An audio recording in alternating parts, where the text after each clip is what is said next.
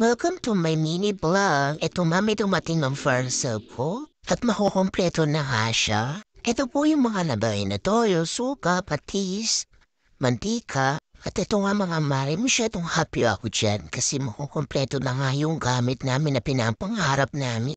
Sa tutusin na wala nga talaga kami mga ganyan. Dahil na po sa kakapanood ko sa mga money, at yan eh, inganyo nga ako umorder sa mga Shopee o Lazada. Pero wag ka mare, budol ko lang din niya. Dalawang piraso na ngayon is 45 pesos naman. At kulang tayo sa mga budget, hindi ako mo-order ng mga mamahalin. Masyado nga natutuwa dyan yung asawa ko kasi ang hili ko dumagpudol sa Shopee at sa Lazada.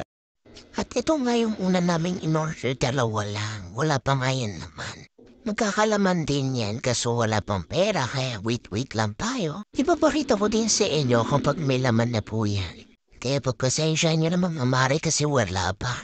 At yan na nga, kompleto na siya. O diba, inshallah, napakaganda, napaka-aesthetic tingnan. Thank you, Mami, sa papanoon. Pa-like and share na rin po at copy link po. Thank you po.